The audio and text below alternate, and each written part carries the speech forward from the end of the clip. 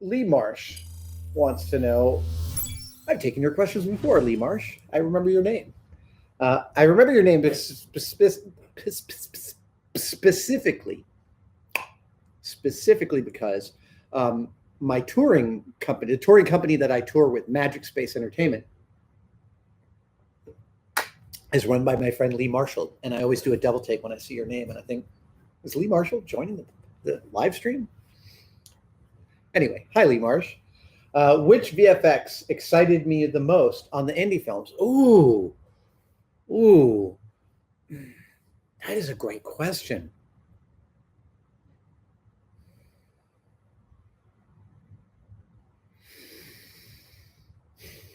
I think that for me, I'm going to think about it in terms of a sequence because I was 13 when I first saw the film, and it's not like I was watching it going, "Oh, how did they do that?" I'm just along for the ride. I was the perfect age to be completely immersed and get the brain transfer of that movie when it happened. But in terms of sequences, obviously the most amazing sequence is Indy under the car, pulling himself up to the truck with the whip and fighting off all the Germans in the car, and that guy punching Indy in the bullet hole, man. That hurts me every time I watch that movie. Whoa, ow. It hurts just thinking about it. It is such a, you can feel that he's probably raising that middle knuckle to get right in that bullet hole. Oh, um, we really talked about a way to do that for Mythbusters because I so wanted to spend a couple of days being dragged behind a truck dressed in my Indy costume. What could be better? Nothing literally could be better. Because dressing up as Indy for 2 whole weeks for that episode was like one of the best cosplay experiences I ever had. My wife would see me dressed completely as Indy in my full costume every morning and be like, "Have a good day at work, Indy." uh, but the sequence that I think I was most enamored with, and it is a VFX sequence because there's some miniatures, there's some full-size pieces, is the fist fight around the flying wing with the big German guy that gets vaporized by the propeller. That sequence, that sequence is amazing. There's so much character in that sequence, and what I mean by that is it's easy to watch some modern movies where they take action sequences and chop them up and it just feels like action, action, action, but you're not actually getting a sense of where you are. And the thing about Spielberg, and what's one of the things to me that's so important about him as a director, is you never don't know where you are in the space, right? Like that's the mark of a great action director. You always understand your spatial relationship to the world you're in and where your characters are. And that sequence with the plane. Okay, first of all, you've got Indy and Marion. She's in the white dress, but she gets in the cockpit because she's a girl you can throw the gun to and she's ready to help out. Then there's the guy he knocks out to get in the plane. He's going to fly the Ark somewhere else. And then the big German guy shows up, and the big German guy is not there to stop Indy from taking the Ark. He just sees a guy who's ready to fight, and he's clearly likes a good fight. That's a great bit of character. I mean, all of a sudden that guy is interesting for a whole new reason than just being a bad guy with his shirt off. He takes his shirt off and he's just like, yeah, let's go. Like he's adding some extra entertainment to his day as a Nazi, which I guess for him is already going pretty well because he likes beating people up. That character is such a great character development. And it also humanizes him and makes you like him a little bit, which frankly makes his death sting just a tiny bit, as it does for Indy and Marion. Neither of them like watching him die. And again, that's even more character building. It's not just shooting Nazis and moving on. Like there are stakes to this. And the stakes are not just, let me stop you from doing this. Spielberg adds in character stakes for each of the characters. And I remember being 13 and being involved in it. Oh, look at that guy. Oh, he's big. He's taking his shirt off. Oh my God, he just wants to fight. Wow. And then when he takes his first shot at Indy and Indy falls back and falls on his ass, that's not something you regularly saw action heroes do.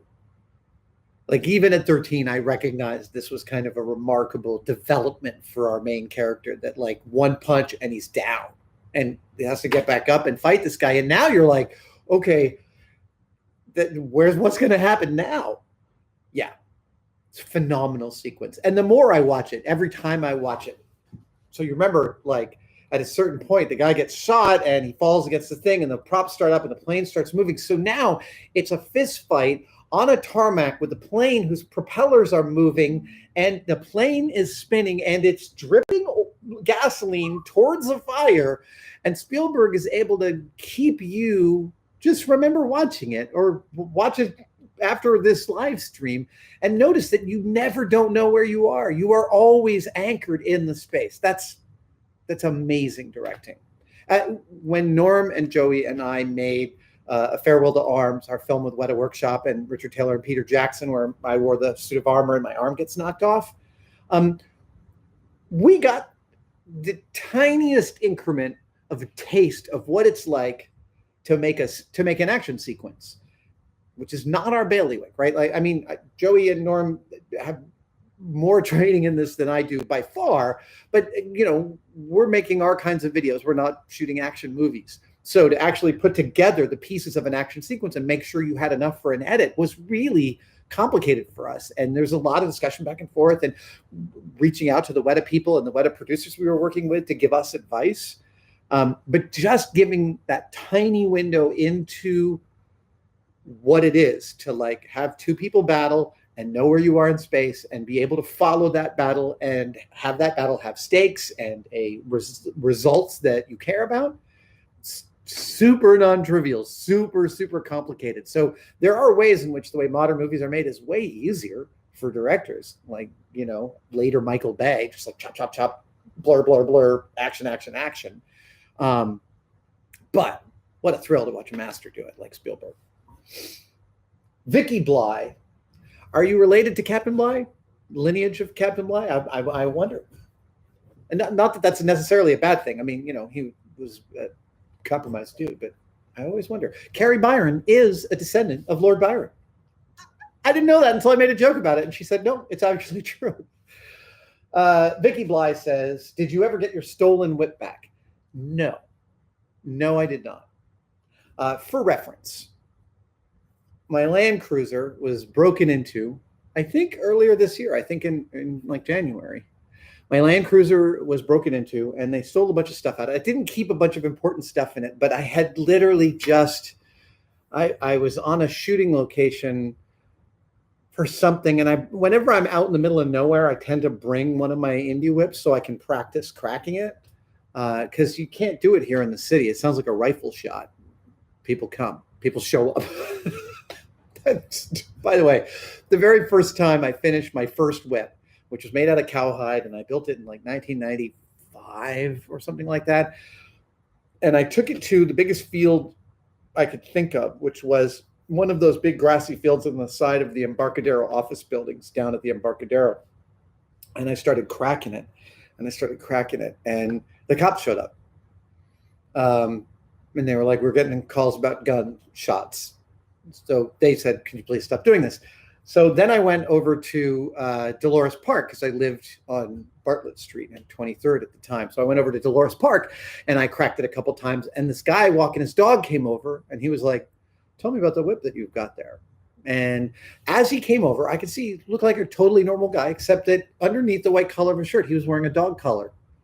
Clearly, like, you know, he was a little freaky. It's totally fine and awesome. It's just, you know, the freaky folks are going to find you if you're out there in public cracking a whip. I mean, that's just, you know, you're intersecting with their interest level. It's totally fine.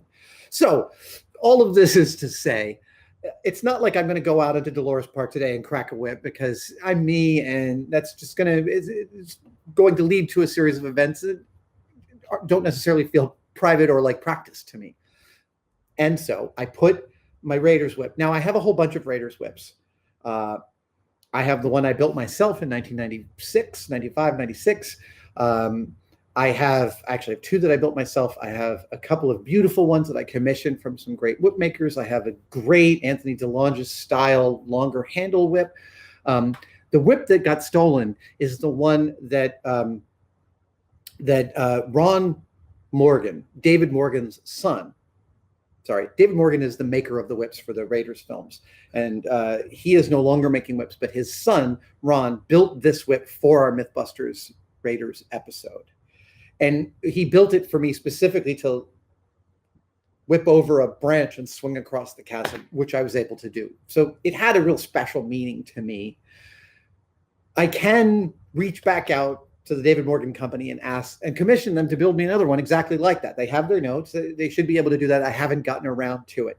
And it's probably the reason I haven't gotten around to it because it's expensive. And as I have said before, I don't make TV money anymore, and that expense is significant. So it's, I haven't felt a burning need to replace it because I felt like I had time. But it's not like an unlimited amount of time. I would hate to look up in 10 years and the David Morgan Company is no longer there and I can't get another one. So I should probably get on that. Yeah, I think I will. Thank you for asking.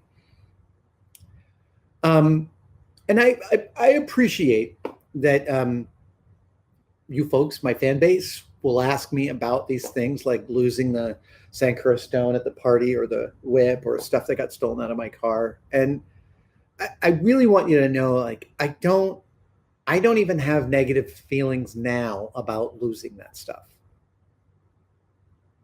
I mean, I wish I didn't lose it. I wish I hadn't lost it. I miss it. But I know several things. I know whoever robbed me probably got a terrible life, right? Like they're and I think of that. Then I think they didn't know what they were taking. It wasn't like they were stealing this thing from me to harm me, right? So I don't feel like a sense of enmity there. It's just the world. And frankly, I'm grateful that I had any time with these things. I consider myself stewards of these objects, a steward of these objects, not their owner, because hopefully many of these objects will outlast me and outlive me. So while I really appreciate you guys checking in about the things that have been taken from me, but please know that, like, I'm okay with it. I can make other stuff. I can make more things. Not that I want you to come steal stuff from me. But yeah. I mean, one of the things I think each time I've been robbed, one of the things I think is, at least I'm healthy. At least I didn't get hurt. I've been mugged directly on the street, and money's money. It goes away, it comes back. That's an ebb and flow, but my health is not, right? Like yes, I can get better if I got injured, but what a terrible thing that would be.